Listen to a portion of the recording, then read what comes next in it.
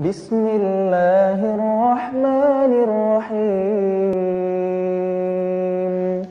Assalamualaikum warahmatullahi wabarakatuh. Innal hamdalillah nahmaduhu wa nasta'inuhu wa nastaghfiruh wa na'udzu billahi min shururi anfusina wa min sayyiati a'malina. Man yahdihillahu fala mudilla lahu wa man yudlilhu fala hadiya lahu. Asyhadu an la ilaha illallah wa asyhadu anna Muhammadan abduhu wa rasuluh. Allahumma salli wa sallim wa barik ala Nabiina Muhammadin wa ala alihi wa ashabihi ajma'in, amma ba'du. Yang saya hormati para pengurus DKM Masjid Al-Ikhlas, para jamaah sholat subuh yang hadir pada pagi hari ini, semoga Allah Subhanahu wa taala sehatkan semuanya, diberikan taufik, pertolongan oleh Allah Subhanahu wa taala, diberikan iman dan Islam yang sempurna sehingga kita bisa menjalani kehidupan ini dengan ridha Allah Subhanahu wa taala. Amin ya rabbal alamin. Alhamdulillah, insyaallah hari ini, pagi ini kita akan meneruskan tentang bab ma'rifatil adzan wal iqamah. Nanti kalau ada waktu saya mau bahas juga masalah kiblat. Karena ini urusannya sama masjid kita, urusan sama ibadah kita, maka pengetahuan tentang hal itu harus dalam. Nilai sebuah ibadah yang didasari dengan ilmu itu sangat berbeda dengan nilai ibadah yang hanya didasari oleh ikut-ikutan saja. Oleh karena itu, apa yang nanti kita sampaikan berharap menjadi sebuah perubahan yang baik, karena apa yang kita lakukan bukan didasarkan oleh kebiasaan saja, tetapi memang didasarkan dari pengetahuan tentang hadis Rasul dan juga tentang dalil di dalam masalah ibadah kita. Di pertemuan kemarin kita sudah membahas tentang sifatul azan, yaitu macam-macam bacaan azan. Ada berapa, Pak? Baru kemarin, Pak, 2 minggu yang lalu. Berapa sifat azan itu, macamnya ada berapa?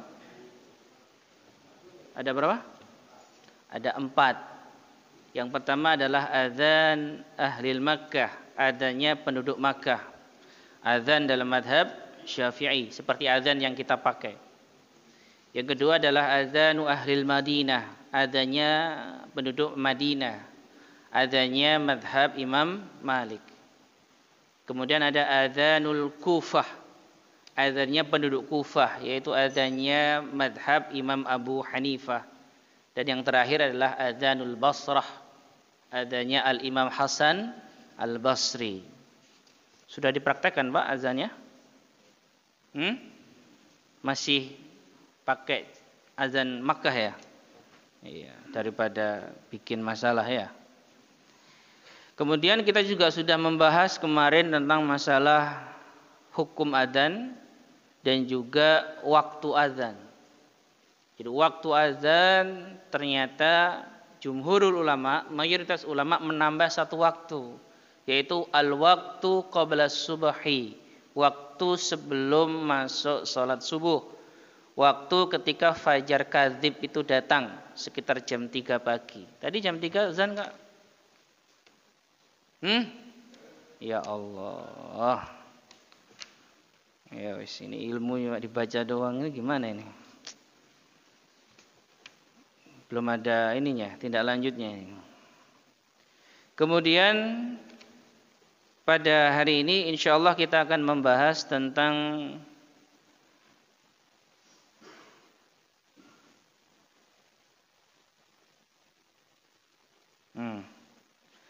iqamah, tentang masalah bacaan qomat. Ya. Ini ternyata juga banyak ikhtilaful ulama ya, perbedaan ulama di dalam masalah al-iqamah. Qomat kalau kita ngomong ya. Kita ngomong iqamah itu kayak susah gitu ya. Iqamah. Ayo iqamah. Enggak enak ya. Ayo qomat. Qomat itu dari kata qos. Enggak tahu Bapak ini. Ya. Kok jadi orang Indonesia itu suka ngeganti-ganti, Pak. Ya. Ya. Ada teman saya kuliah di Makkah. Dia main bola sama teman-teman dari beberapa daerah. Ya. Nah, kebetulan waktu dia ngegiring bola, dia lari kan ada temannya ngegiring bola itu suruh ngoper. Mat, namanya Muhammad. Mat. Ya kan? Arsil kura gitu. Temennya diem aja. Begitu selesai ditanya, kok kamu nggak ngoper bola? Lah kamu tadi manggil siapa? Manggil kamu. Loh, namaku Muhammad kok. Kamu panggil Mat. Nah, ini kebiasaan kita. Joko jadi Jok, ya. Muhammad jadi Mat. Ini.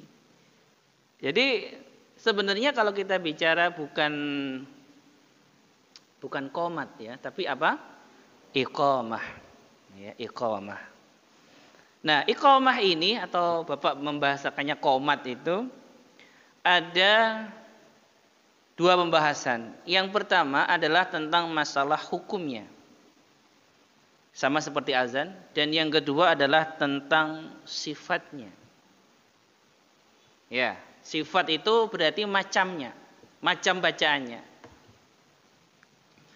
Yang pertama adalah tentang hukumnya. Wa amma hukmuha fa innaha inda fuqaha'il amsar fi haqqil a'yan wal jama'atu sunnatun muakkadatun. Hukum membaca iqamah menurut fuqaha'il amsar, ahli-ahli fikih perkotaan, ya, itu ada yang mengatakan wajib. Hakun, wajib. Ya. Kemudian yang kedua, pendapat yang kedua, hukum membaca iqamah ini adalah sunnah muakkadah. Pak, jujur ya. Jujur. Kalau Bapak seumpama terlambat sholat di masjid terus sholat sendiri di rumah, baca iqamah enggak? Sholat sendiri di rumah, baca iqamah enggak?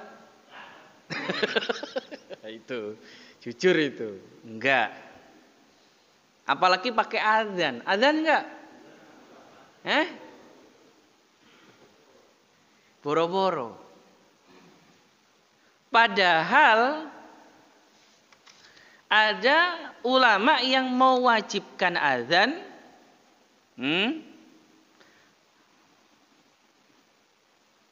ada yang mewajibkan iqamah.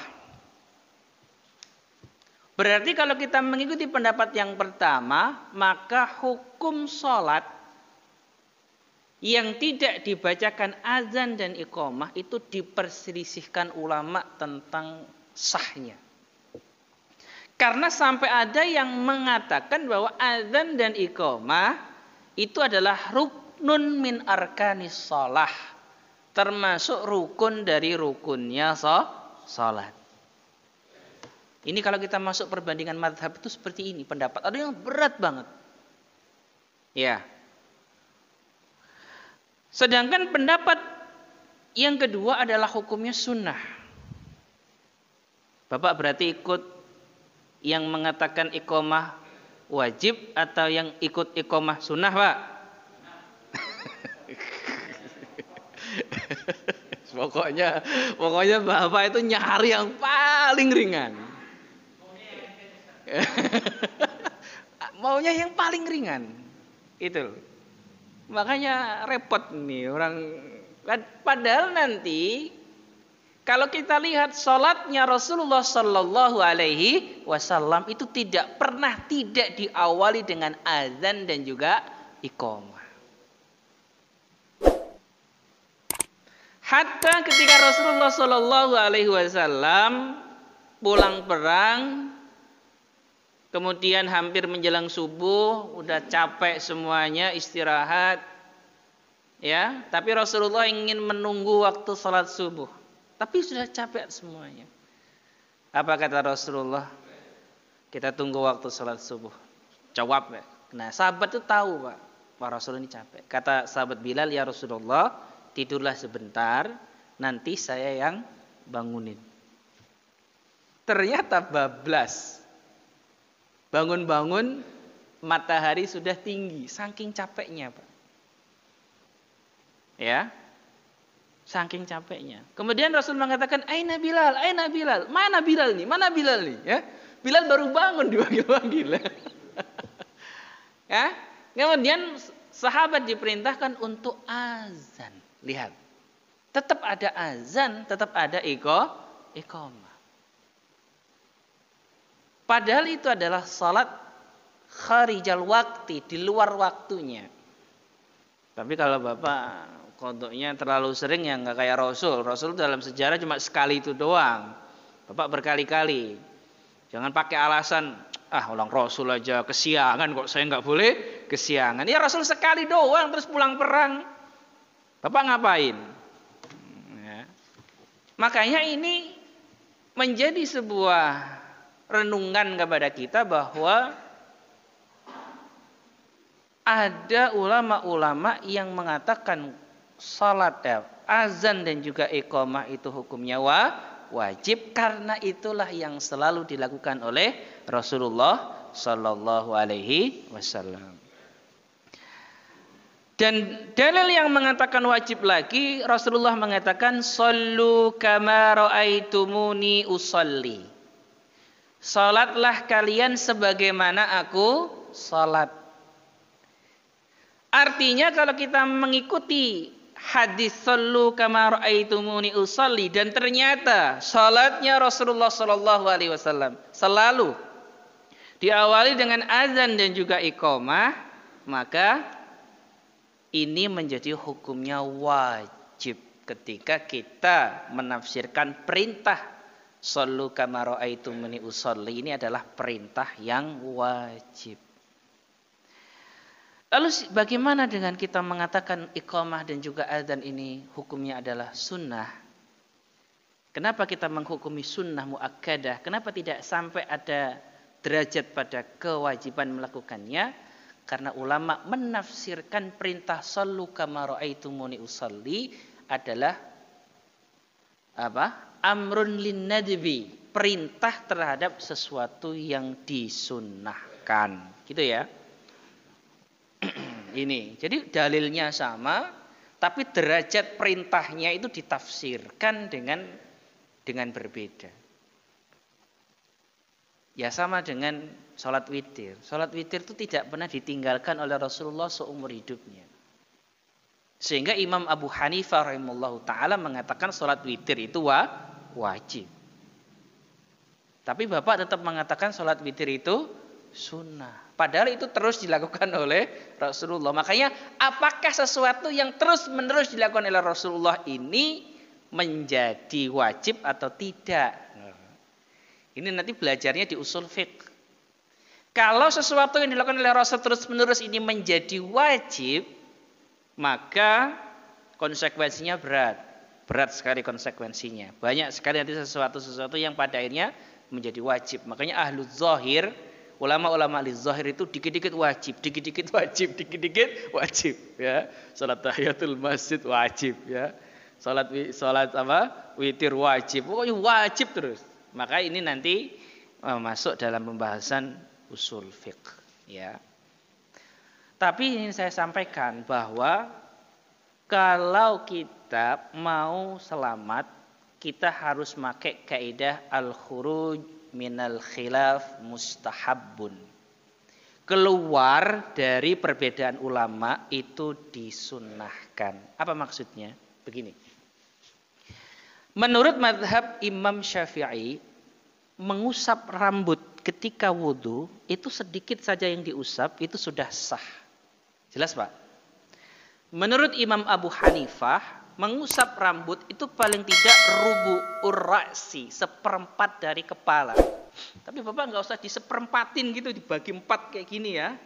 Kira-kira seperempat kepala. Kira-kira seperempat kepala. Jadi ini di mana ini ubun-ubun ya. Imam Abu Hanifah itu mewajibkan mengusap di ubun-ubun sini. Tapi Imam Malik rahimahullahu taala mengatakan wajibnya mengusap kepala itu diusap semuanya. Terus sikap kita yang paling baik bagaimana? Kita ikut siapa Pak? Yang paling baik kita ikut siapa? Paling baik ikut Maliki. Kenapa kita paling baik ikut Maliki? Karena kalau kita ikut Maliki, maka Syafi'i juga mengatakan sah, Abu Hanifah juga mengatakan sah. Ini namanya al-khuruj minal khilaf. Keluar dari perbedaan ulama. Gitu ya. Sama juga dalam masalah azan dan juga iqamah ini. Kalau antum tanya sama saya, Ustadz, bagaimana sebaiknya kita menyikapi masalah azan ini? Ketika antum sanggup untuk melakukan azan dan juga iqamat, lakukan azan dan iqamat sebelum sholat. Bagaimanapun keadaannya. Contoh habis kajiannya azan tetap jalan. Kemudian mau sholat. Ya, biasanya kan langsung membaca apa? Iqamah. Benar nggak? Paling baik itu sebenarnya azan dulu tetap iqamah, gitu ya. Paling baik seperti itu. Jadi dua ini tidak dipisahkan. Ustadz, kalau sama iqamah doang bagaimana? Ya nggak apa-apa. Tapi kamu masuk dalam khilaf ulama.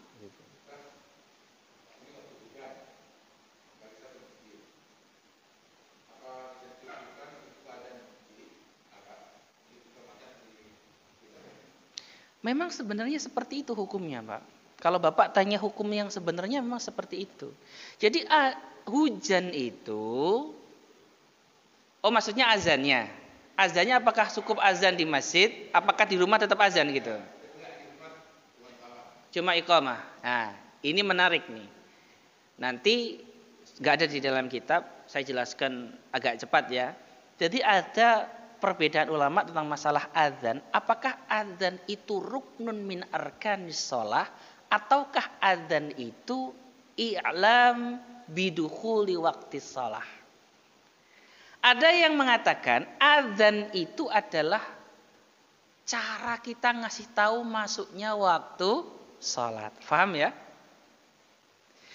Ketika kita mengatakan bahwa azan itu adalah i'lami waqti shalah, untuk memberitahu bahwa waktu sholat itu sudah masuk, maka ketika kita sholatnya jam 1 siang, maka tidak perlu azan, langsung membaca iqamah. Itu kalau kita ikut pendapat yang mengatakan bahwa azan itu adalah i'lami dukhuli waqti shalah, ngasih tahu waktu sholat itu masuk.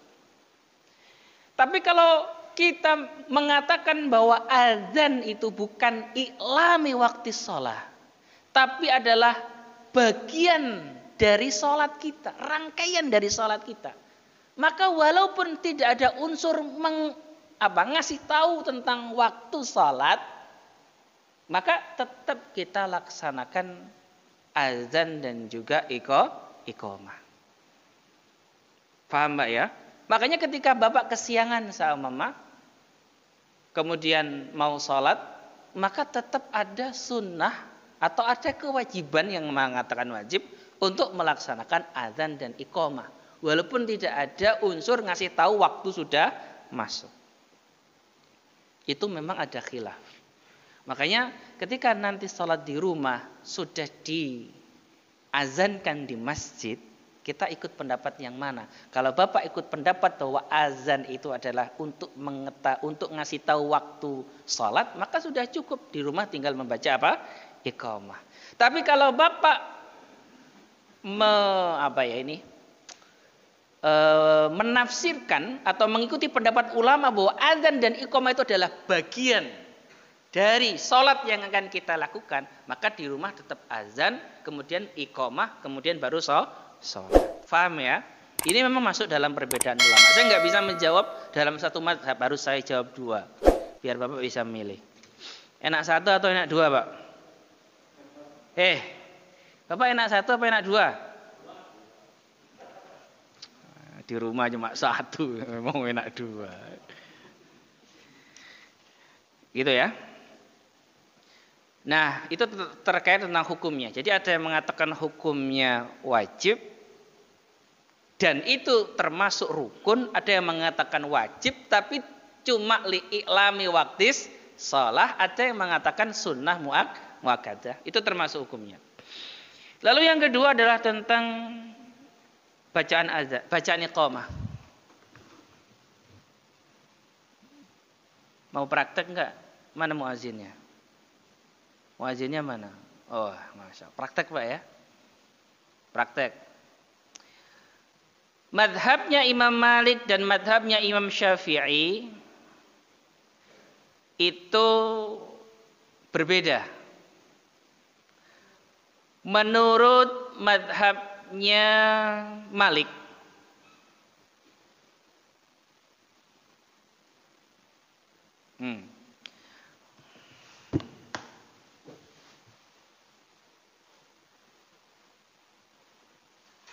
jadi iqamah itu ada yang dua semuanya.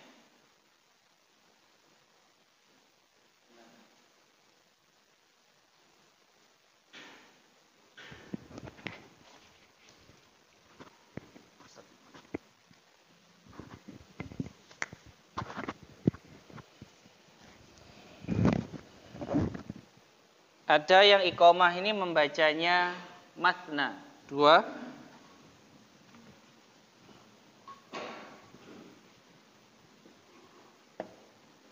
Takbir. Allahu Akbar, Allahu Akbar. Terus sisanya satu.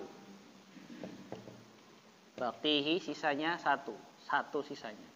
Dua, satu. Kecuali qad qamatis shalah.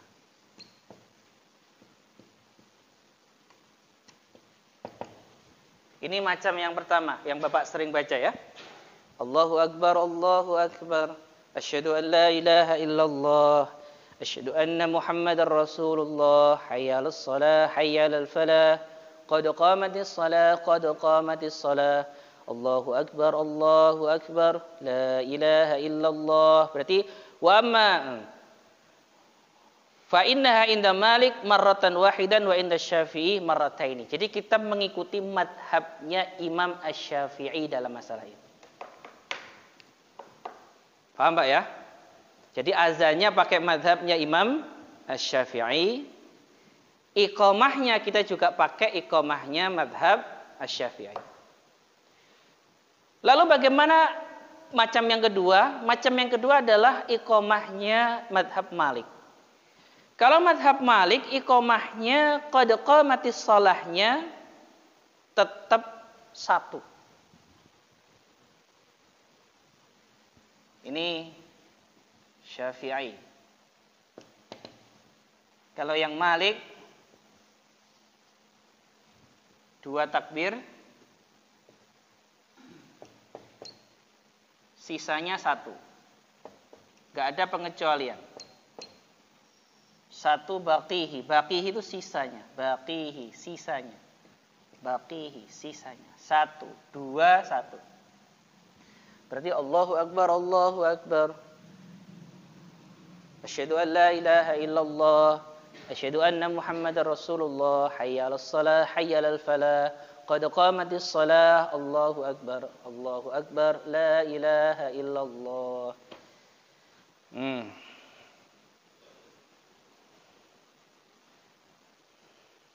Kemudian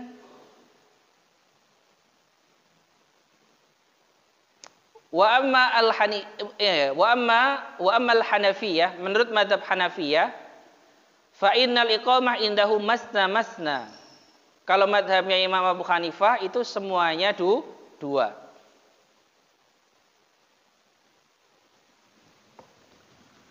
Semuanya dua. Jadi enggak ada satu. Mazhabnya Imam Abu Hanifah semuanya dua. Qomah itu semuanya dua. Allahu Akbar, Allahu Akbar. Asyhadu an la ilaha illallah, asyhadu an la ilaha illallah, asyhadu anna Muhammadar Rasulullah, asyhadu anna Muhammadar Rasulullah. Hayya 'alas shalah, hayya 'alas shalah, hayya 'alal falah, hayya 'alal falah. Qad qamatis shalah, qad qamatis shalah. Allahu Akbar, Allahu Akbar. La ilaha illallah. Gitu ya. Itu macam-macamnya apa? Macam-macamnya iqamah. Dan ini berdasarkan hadis yang pertama, yang satu itu hadisnya Anas bin Malik radhiyallahu anhu, dan yang dua itu hadisnya Abi Laila. Ya, itu riwayatnya. Kemudian selanjutnya, apakah perempuan kalau sholat bersama dengan perempuan itu wajib, itu ada kesunahan adzan dan iqamah atau tidak? Ini jangan dipakai khilaf untuk di masjid loh Pak. Kalau di masjid itu kan bercampur dengan laki-laki. Kalau bercampur dengan laki-laki ya sudah jelas perempuan tidak ada izharus saut, ya, menampakkan suaranya, enggak ada itunya. Cuma kalau ini sama sholat di rumah, nah ini ya, istri bapak sholat di rumah, kan bapak sholat di masjid, kemudian istri bapak itu di rumah, mau jamaah seumpama, atau tidak mau jamaah, mau sholat sendiri, itu ada hukum azan dan juga iqamah atau tidak? Ya.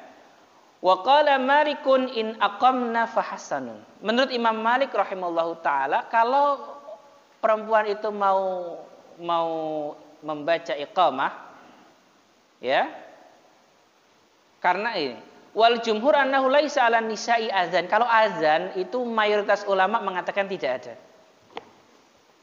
Karena mengikuti tadi, azan itu adalah i'lam dukhuli waqti. Ini karena untuk perempuan, ya. Hanya untuk mengetahui masuknya waktu. Ini bagi perempuan. Kemudian untuk iqamahnya Imam Malik mengatakan in aqamna fahasan. Wa qala Syafi'i in adzana wa aqamna fahasan. Imam Syafi'i mengatakan enggak apa-apa, azan dan iqamah bagi perempuan tidak masalah. Baik. Ya. Apa dalilnya? Waruya an Aisyah radhiyallahu anha annaha kanat tu'adzan wa tuqim fi ma dzakarahu Ibnul Mundhir. Ada hadis riwayat Imam Hakim, riwayat Imam Al-Baihaqi, Ummul Mukminin Aisyah radhiyallahu anha ketika beliau salat bersama para sahabiyah di rumah beliau, itu beliau beliau azan dan juga beliau iqamah. Berarti kalau kita masuk di sini, masuk pada hadisnya Ummul Mukminin Aisyah, berarti adzan dan iqamah itu bukan hanya untuk ngasih tahu masuknya waktu, tapi adalah rentetan dari sholat kita, gitu loh. Jadi kalau kita mau sholat, itu ada adzannya, ada iqamahnya, karena itulah yang dilakukan oleh Ummul Mukminin Aisyah ketika beliau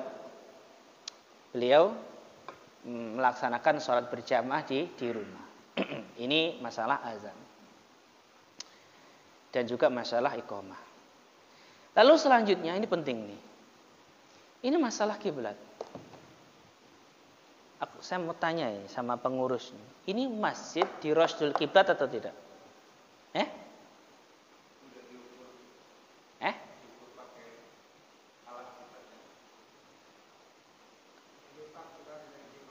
enggak masjid ini di Rasdul Kiblah atau tidak? Diukur kiblatnya, diukur apa enggak? Diukur. Makanya miring-miring gitu ya. Jadi yang sebenarnya kan ini ya. Yang lama yang ini. Yang pertama yang unik, terus kemarin kan beberapa tahun yang lalu ada perubahan ada pergeseran. Oh gitu ya. Sama Pak Haji Muslim kebetulan punya alatnya yang diukur, maka berubah. Setelah diukur oleh Pak Muslim, kemudian diukur oleh petugas dari Departemen Agama. Berubah lagi. Ukurannya Pak Muslim sama. Oh, yang mana berarti? Yang hitam. Nah terus yang ini awalnya yang ini dari mana?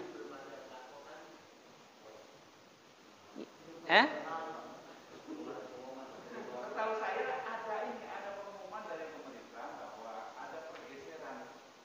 Kok ada masa bu? Bukan buminya geser kan? Saya jadi ngeri saya. Kepergeseran itu berarti bumi bergeser kita apa gimana? Berapa derajat? Ke arah utara berapa derajat? 295. Ini Pak, ini masalah Rasdul Kiblah ini. Kita harus tahu pendapat ulama. Biar apa? Saya sedih Pak. Ada satu masjid dibangun, besar sekali masjidnya. Bagus. Udah ada mihrabnya, udah ada. Begitu dibangun, selesai dibangun di Rasdul Kiblah, miring, Pak. Akhirnya dia jadi di sini apa ininya? Mimbarnya itu di sebelah kanan, mojok di pojokan kanan masjid. Yang mihrabnya yang gede, enggak mihrabnya loh. Kalau Bapak mihrabnya cuma segini, itu mihrabnya besar banget, itu enggak kepake. Bahkan sholatnya itu di pojok kanan. Sholatnya itu di pojok kanan. Makanya sebenarnya masalah kiblat itu seperti apa? Ya, masalah kiblat itu seperti apa? Apakah memang kita harus pakai Rasdul Kiblah? Nah, apakah kita harus pakai ukuran-ukuran itu atau sebenarnya bagaimana? Nah, ini ingin kita bahas pada pagi hari ini. Biar nanti ini menjadi maslahat kita. Karena orang kota itu biasanya pulang ke kampung, masuk ke masjid, nggak pas nih. Akhirnya sholat miring sendiri. Ada nggak seperti itu Pak? Ada Pak, mohon maaf. Ini mau saya omongin ada. Saya tuh kaget ada orang sholat, softnya sudah jadi, dia agak miring. Miring sendiri. Ya, ada orang yang seperti itu. Kenapa dia miring sendiri? Karena dia berpendapat bahwa arah kiblat itu tidak lurus ke arah barat. Sedangkan masjid-masjid kampung itu diluruskan dengan kompas. Benar nggak? Dan kompasnya itu pasti tepat ke arah barat. Sehingga dia memiringkan berapa derajat Pak? 295. 29,5 ya? 295 derajat. Gede banget juga ya. Ya kan? Dia miringkan ke kanan karena dia punya keyakinan bahwa kiblat itu bukan pas ke arah barat. Dia ngomong, kalau kita sholat ke arah barat itu bukan ngadap Ka'bah, tapi ngadap Afrika. Bener gak? Kongo. Senegal. Nah, Kongo, Senegal. Mana lagi yang kita ada? Nah ini jadi masalah. Ya. Kemudian gak cukup dia sholat sendiri ngadep agak ke kanan. Dia ngomong sama pengurus sholatnya gak sah nih orang-orang. Nah ini. Akhirnya jadi fitnah. Bapak baru punya alat Rasdul Kiblat saja sudah mengatakan orang sholat semasjid itu tidak sah. Gara-gara ngadep mana? Ngadep ke Afrika. Ini masalah kiblat ini Pak. Sempat terjadi masalah besar di kampung saya. Ya. Yang satu orang-orang muda yang pakai rasdul kiblah, pakai teknologi, pakai alat. Yang satu orang-orang tua yang merasa ngebangun masjid dulu. Ya kan? Yang anak-anak muda ngomong, kita ini sholatnya ngadep Afrika, Pak. Kata orang-orang tua, dari mana kamu tahu Afrika? Coba kamu lihat. Kamu kasih tali, kata orang-orang tua. Kamu kasih tali, kemudian kamu cantelin talinya ke menara di Masjidil Haram, gitu kan. Kalau itu sudah kamu lakukan, saya baru percaya kalau kiblatnya itu agak ke kanan, katanya. Ini sempat rame. Ya, sempat ramai. Akhirnya gara-gara seperti itu, yang anak-anak muda itu akhirnya tetap sholatnya agak miring sendiri ke arah kanan. Ini, makanya adanya sebuah teknologi, adanya sebuah alat, itu biasanya akan mempengaruhi cara ijtihad, cara berpikir masyarakat. Ya, makanya biasanya ini terjadi di pengurus-pengurus masjid yang ada di kota, kemudian di kampung. Biasanya langsung nanya, ini ada rasdul kiblatnya enggak? Enggak ada. Ya. Nah, ini makanya kita harus paham ini ya. Baik. Bagaimana sebenarnya masalah kiblat itu sebenarnya bagaimana? Lihat ini ya. Ittafaqa al-muslimuna ala anna tawajjuh nahwal baiti syartun min syurutis sihhatis shalah. Memang sepakatlah para ulama bahwa menghadap kiblat itu adalah termasuk syarat sahnya salat. Itu sepakat. Mana dalilnya? Surat Al-Baqarah ayat 149, wa min haitsu kharajta fawalli wajhaka syatral masjidil haram. Maka hadapkanlah wajahmu menghadap ke Masjidil Haram. Perintah ini turun ketika Nabi Muhammad SAW salat menghadap ke Palestina. Ya, menghadap ke Palestina. Kemudian waqtalafu, dan ulama berbeda pendapat. Setelah mereka sepakat bahwa ngadep kiblat hukumnya wajib, waqtalafu, mereka berbeda pendapat. Idza ghabatil Ka'bah, saat Ka'bah itu tidak terlihat. Oke lah, kalau Ka'bah itu terlihat, semua sepakat wajib menghadap Ainul Ka'bah. Wajib menghadap apa? Bentuk dari Ka'bah itu. Itu kalau Ka'bahnya kelihatan. Lalu bagaimana kalau nggak kelihatan? Lihat nih. Kalau nggak kelihatan, ulama berbeda pendapat. Khususnya udah nggak kelihatan jauh lagi. Kayak kita di Indonesia ini. Gimana terus kita ngadepnya? Ini ulama khilaf. Yang pertama, hal fardu huwa al-ainu awil jihatu, wasani hal fardu al-isabah awil ijtihad. A'ni isabatul jihah awil aini indaman aujabal ain. Fadhaba qaumun ila anna al-fardu huwa al-ainu wa dhahaba al-akharun ila annahu al-jihah. Perhatikan ya. Pendapat yang pertama mengatakan wajib tetap menghadap Ainul Ka'bah. Bentuknya Ka'bah tetap wajib. Pendapat yang kedua tidak wajib bentuknya Ka'bah, tapi arah dari Ka'bah. Apa perbedaannya? Besar ini perbedaannya. Kalau saumpama orang itu wajib menghadap Ainul Ka'bah, bentuknya Ka'bah, maka di situ harus ada ijtihad, harus ada upaya agar kita benar-benar menghadap kepada Ka'bah.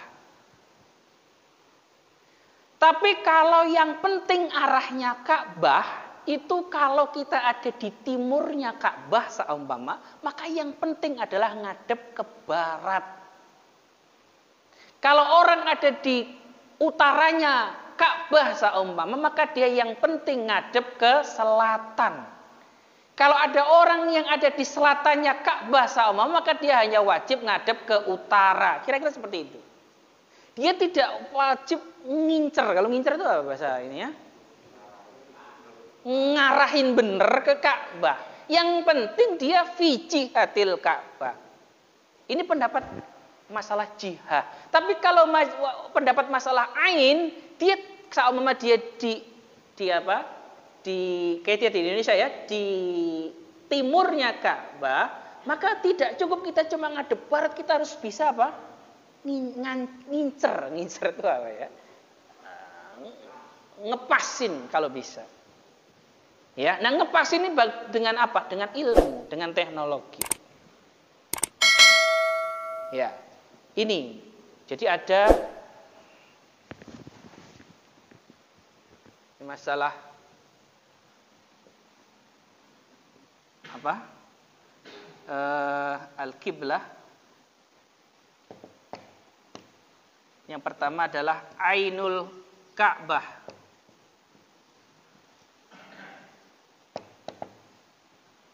Ini berarti harus pakai tadi apa? Rasdul qiblah ya, pakai alat, pakai itu. Yang kedua adalah apa? Jihatul Ka'bah, arah. Kalau pakai arah berarti kita pakai arah 4. Kalau kita posisinya di utara berarti utaranya Ka'bah berarti kita ngadep ke selatan. Kalau kita posisinya di timurnya Ka'bah berarti kita ngadep ke barat. Kira-kira seperti itu. Itu pakai arah. Jadi ada pendapat yang ainul Ka'bah, bentuknya dari Ka'bah. Yang kedua adalah jihatul Ka'bah, arah dari Ka'bah.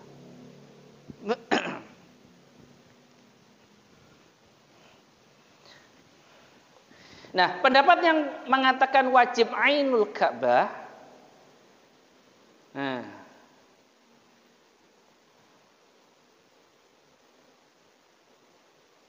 ini menafsirkan tadi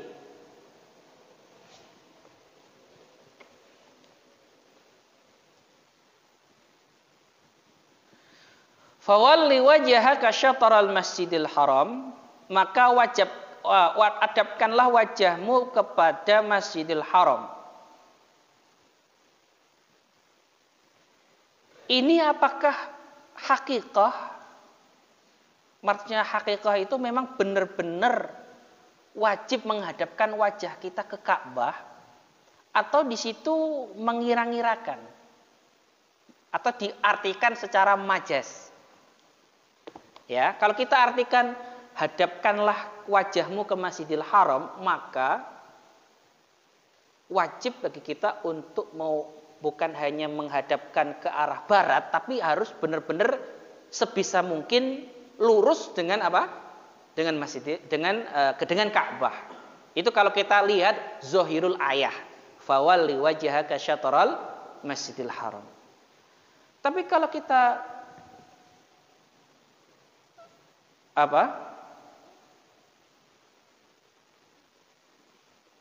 ikut pendapat yang kedua, itu ada dalil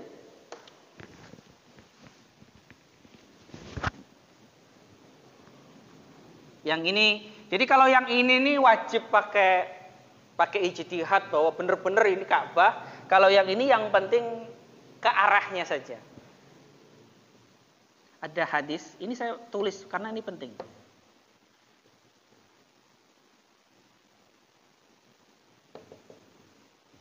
Ma bainal masyriq, terus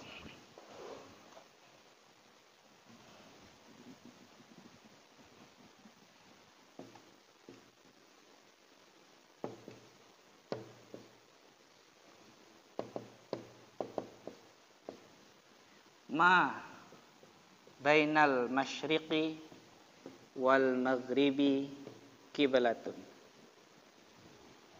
Tempat atau arah antara timur wal maghribi dan barat, kiblatun adalah kiblat.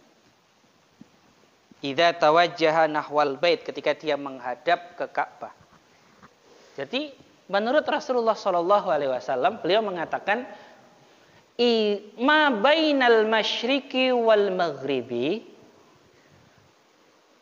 antara barat dan timur itu adalah kiblat. Berarti sholatnya ngadep kemana Rasulullah, Pak? Idza tawajjaha nahwal bait, ketika dia menghadap kepada Baitullah, Ka'bah. Berarti Rasulullah sholatnya ngadep kemana?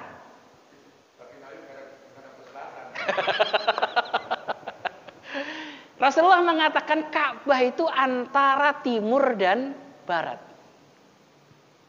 Ya, berarti Rasulullah Shallallahu Alaihi Wasallam itu sholatnya ngadep ke selatan. Gambarin ya. Ini Mekah, Pak. Madinah itu di sini.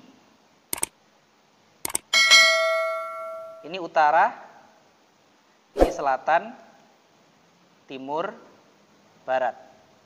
Jelas ya? Kata Rasulullah, kan Rasulullah di sini. Kata Rasulullah Shallallahu Alaihi Wasallam, beliau mengatakan kiblat itu adalah antara timur dan barat. Pokoknya kamu tuh ngadep antara timur dan barat, itu udah sah. Paham, Mbak? Berarti kalau kita pakai hadis ma bainal masyriqi wal maghribi qiblatun,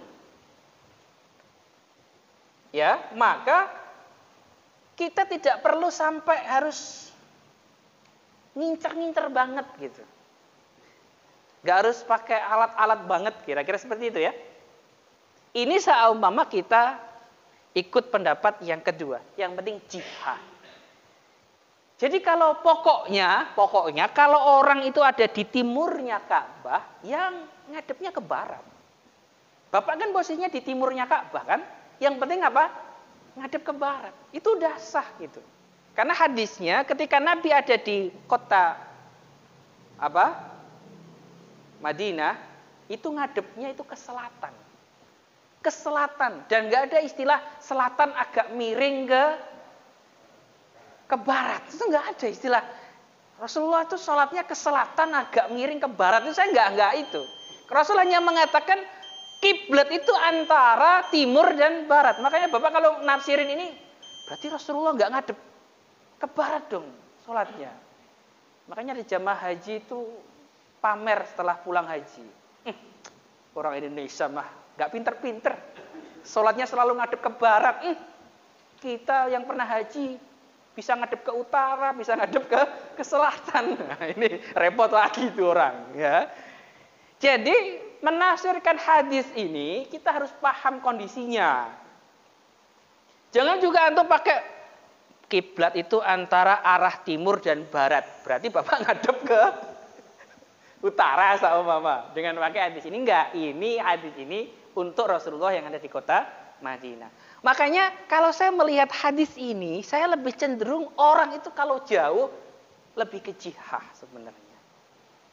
Ya, karena pakai hadis ini. Tapi apakah kita boleh pakai Ainul Ka'bah? Boleh.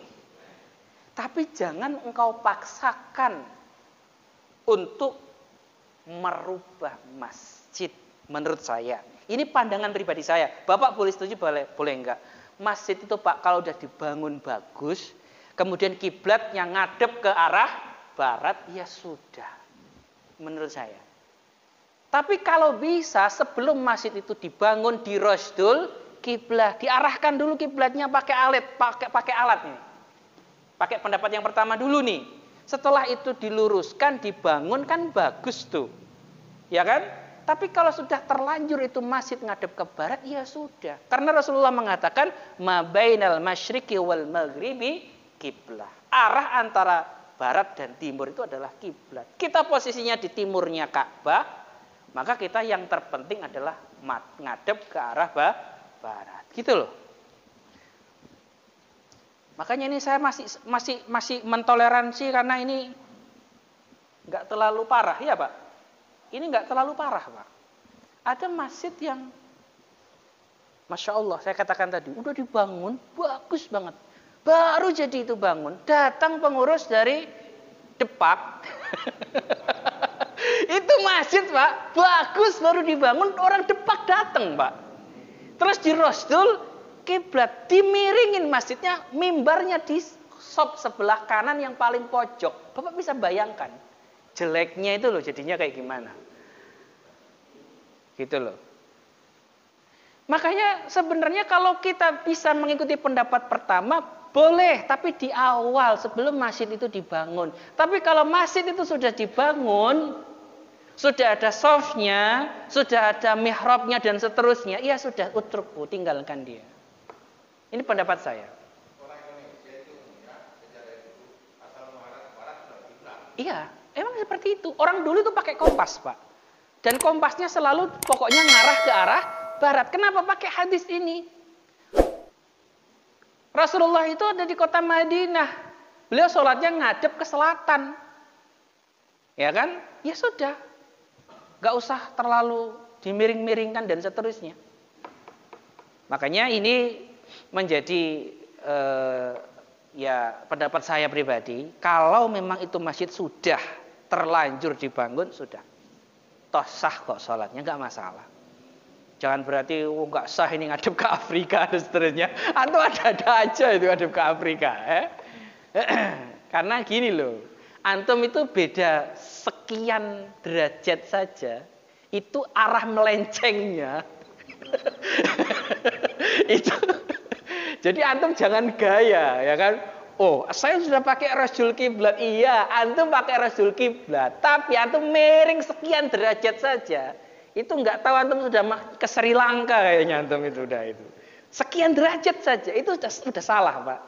Makanya kalau kita masuk terlalu dalam masalah ini saya kira enggak. Karena Rasulullah itu tuntunannya mudah. Ma bainal masyriq wal maghrib qiblah. Idza tawajjaha nahwal bait. Antara timur dan barat itu kiblat ketika engkau sudah ngadep ke Baitullah, sudah. Baik. Itu masalah kiblat. Baik, ada pertanyaan silakan. Silakan. Barangkali tadi saya kurang adakah mazhab yang mengatakan bahwa agama itu semuanya sekali semua kecuali berkomat salat. Jadi dari awal Allah Akbar, kemudian baru berkomat salat, Allah. Takbir di keduanya selalu dua. Setelahnya itu beda. Awalnya tetap Allahu Akbar, Allahu Akbar. Kan dua itu, Pak. Terus setelahnya satu semuanya ada. Soalnya di aliran ini dulu ulama itu memaknai Allahu Akbar. Oh, gitu.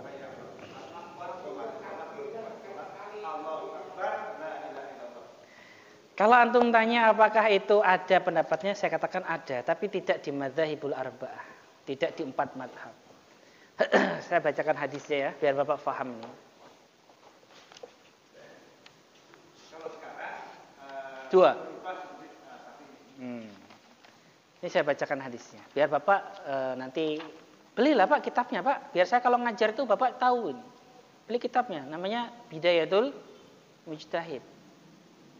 Ya, beli kitabnya, diadakan di masjid, biar nanti ketika saya baca hadisnya Bapak bisa lihat ininya ya, Bapak bisa lihat penjelasan saya. Lihat ini ya, ada hadis dari Anas bin Malik radhiyallahu anhu. Hadis ini sahih. Anna Nabiya sallallahu alaihi wasallam amara Bilal. Nabi itu menyuruh Bilal an yashfa'al adzan, untuk menggenapkan azan, wa yufarridu al iqamah, dan membaca tunggal iqamah, illa qad qamatis shalah, kecuali qad qamatis shalah. Itu aja hadis seperti itu. Tapi ada hadis dari Abi Laila bahwa Rasulullah SAW memerintahkan juga adzan itu masna 2 kali, wa aqama masna. Jadi qomat pun dibaca dua kali. Itu ada. Jadi yang sekali juga ada, yang 2 kali juga ada. Tapi ulama madhab memilih, nah, kan gitu Pak, kan hadisnya ada nih. Ulama madhab itu memilih seperti yang saya jelaskan tadi. Jadi kita masuk fikihnya tidak langsung masuk ke hadis, Tapi kita masuk dulu ke pendapat ulama, baru kita kasih dalil. Tapi kalau Bapak langsung masuk ke dalil, bisa. Ada pendapat juga ulama seperti itu, bahwa iqamah itu membacanya sekali. Jadi itu sebenarnya tidak bertentangan dengan hadis, tidak bertentangan. Kalau mau balik satu lagi juga nggak masalah. Betul. Kalau 4 mazhab seperti itu yang seperti saya jelaskan tadi, ya. Jadi iqamah itu seperti yang saya jelaskan tadi. Wallahu a'lam bishawab.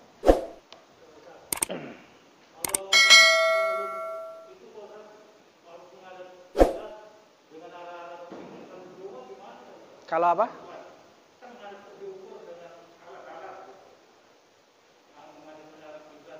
Terus? Ya makanya, kalau Bapak di rumah kan nggak mungkin Bapak ukur-ukur pakai alat juga.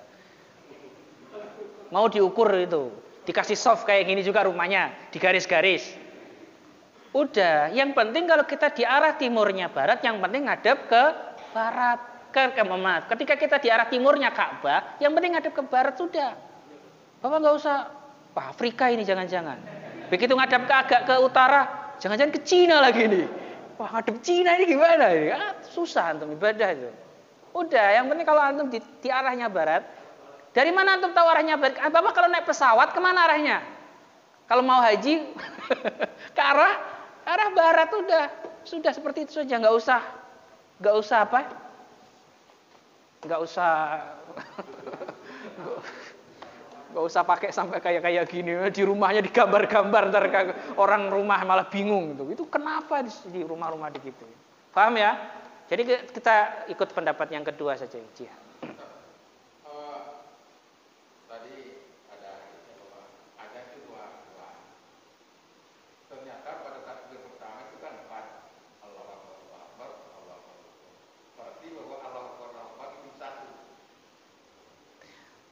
Iya, makanya ini kan masalah khilaf Pak ya. Saya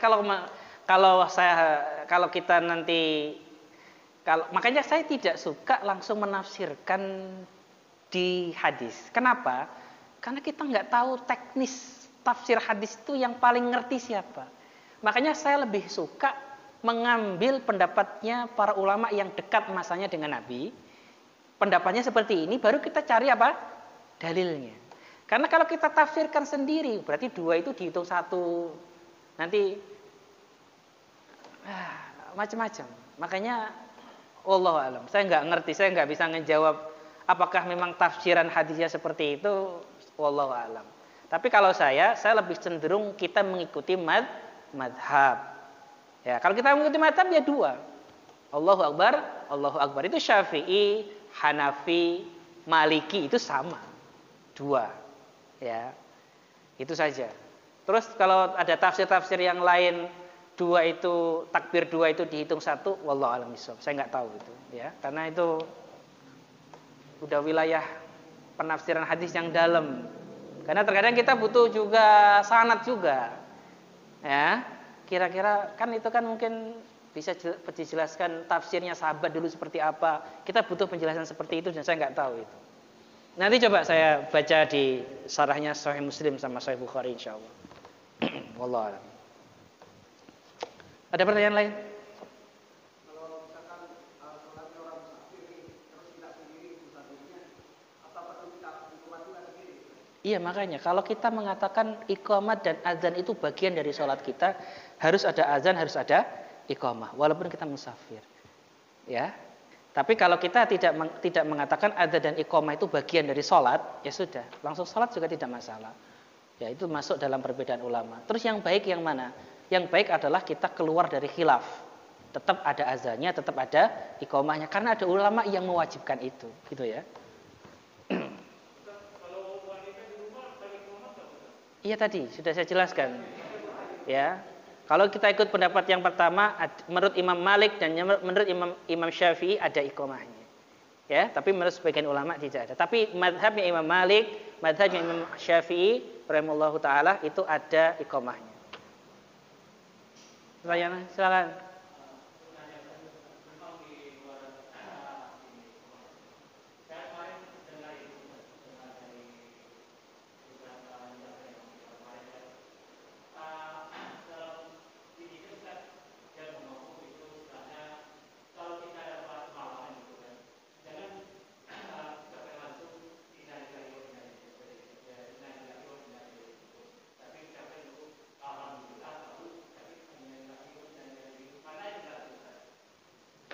Kalau kita lihat ayatnya, alladzina idza asabathum musibah qalu inna lillahi wa inna ilaihi rajiun.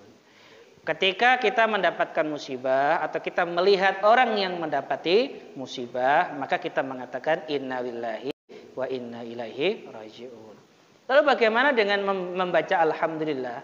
Ada memang riwayat dalam hadis ketika dulu sahabat salafus saleh, itu riwayatnya seperti itu ya. Salafus saleh dulu, berarti generasi terbaik kita, ketika mereka diuji oleh Allah Subhanahu wa taala atau dia mendapatkan musibah, contoh anaknya meninggal, dia mengatakan alhamdulillahi ala kulli hal. Segala puji bagi Allah atas segala keadaan. Terus yang benar yang mana? Ya semuanya benar. Ya, semuanya benar. Tapi kalau Bapak masih belum pada derajat musibah itu adalah nikmat, ya nggak usah ngomong alhamdulillah, nggak usah sok-sokan kayak sahabat. Ya. Alhamdulillah itu kan sebenarnya syukur, Pak. Masa anaknya Bapak meninggal, Bapak alhamdulillah mati satu, ya kan? Kalau memang derajatnya Bapak sampai pada derajat sahabat itu fadhol, saya setuju. Tapi kalau Bapak masih nangis-nangis, masih sedih-sedih, terus apa ya? Alhamdulillah itu gimana? Ya, wallahu a'lam bishawab, ya. Jadi itu memang sama-sama ada dalil. Pertanyaan lain? Cukup? Udah siang, Pak. Kita tutup kafaratul majlis. Subhanakallah. Assalamualaikum warahmatullahi wabarakatuh.